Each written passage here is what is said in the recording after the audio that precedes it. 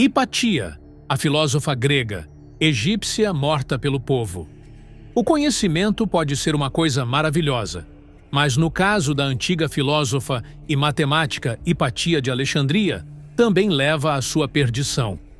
Hipácia foi um dos mais importantes intelectuais do Império Bizantino no século IV, e ela também era uma mulher. A história dela é inspiradora e aterradora.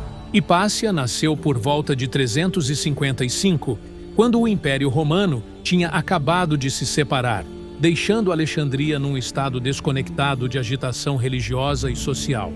Membros de todas as religiões, cristãos, judeus e pagãos, estavam agora vivendo juntos em conflitos perpétuos. Ao longo das próximas décadas, seus confrontos constantes acabariam com ainda mais conteúdo da biblioteca à medida que lutavam para definir seus novos limites. A cidade egípcia de Alexandria foi fundada por Alexandre, o Grande em 331 a.C., cerca de 600 anos antes de Hipácia nascer. Alexandria tornou-se uma região culturalmente sofisticada do mundo num período bastante curto. Não era apenas uma bela cidade, mas tinha a Biblioteca de Alexandria, que continha mais de 500 mil de pergaminhos antigos. A cidade transbordou de artefatos e tornou-se um lugar onde o intelectualismo poderia prosperar, apesar do grau sempre presente de ignorância, escravidão, violência e conflitos religiosos.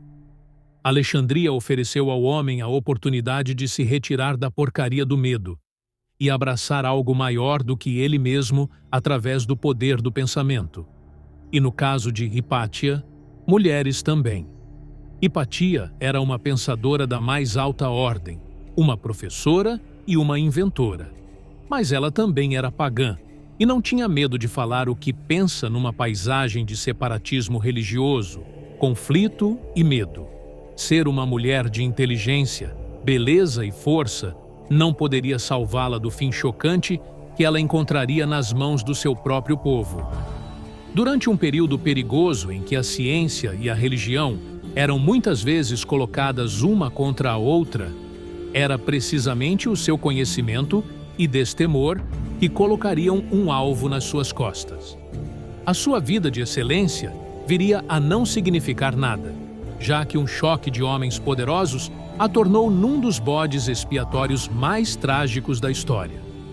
Hipácia tinha muitos admiradores, um dos quais era o governador civil da cidade, Orestes. Ele era principalmente pagão e muitas vezes aliado à comunidade judaica, que não queria entregar toda a Alexandria à igreja cristã.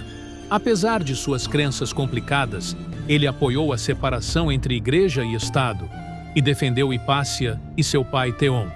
Claro que Cirilo e Orestes entraram em confronto, especificamente na época em que os judeus começaram um conflito violento com os cristãos. Como resultado, Cirilo virou-se agressivamente contra os judeus e expulsou-os da cidade, saqueando suas casas e templos. Orestes ficou chocado e reclamou ao governo romano em Constantinopla.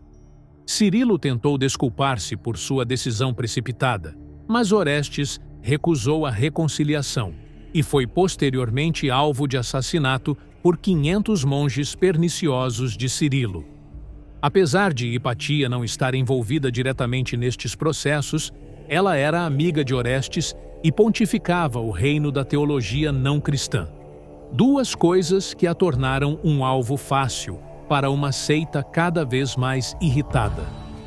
Numa luta política dominante entre homens, fazia sentido visar a mulher que não aceitou os caminhos do paradigma dominante, mas usou a sua inteligência para lançar dúvidas sobre as suas devoções.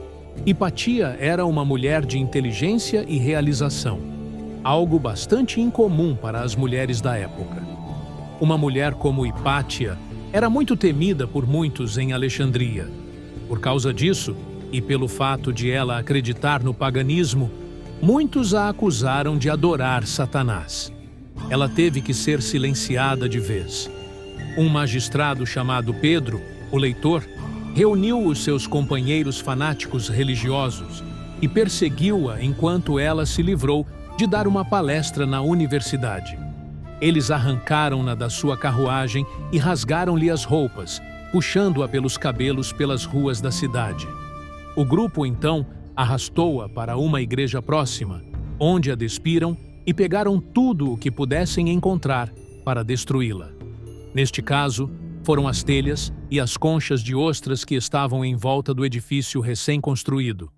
Com eles, arrancaram a carne dela do corpo, esfolando-a viva em nome de todos os cristãos. Seus restos mortais foram então despedaçados e queimados no altar.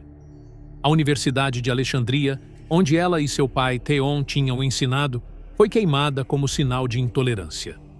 No rescaldo da sua morte, houve um êxodo em massa de intelectuais e artistas que temiam pela sua própria segurança. Um novo sentimento de poder cristão foi instalado na grande cidade. Às vezes, a morte é um símbolo que sobrevive ao teste do tempo. Centenas de anos após o seu assassinato, Hipátia, uma intelectual de estilo renascentista que defendeu a separação entre igreja e Estado, continua associada à luta pela liberdade. Bom, chegamos ao fim de mais uma bela e emocionante história. Se gostou, ajude o canal, deixando seu joinha, se inscreva, compartilhe e comente, pois assim estará ajudando bastante o nosso trabalho. Obrigado por ficar até aqui e até a próxima.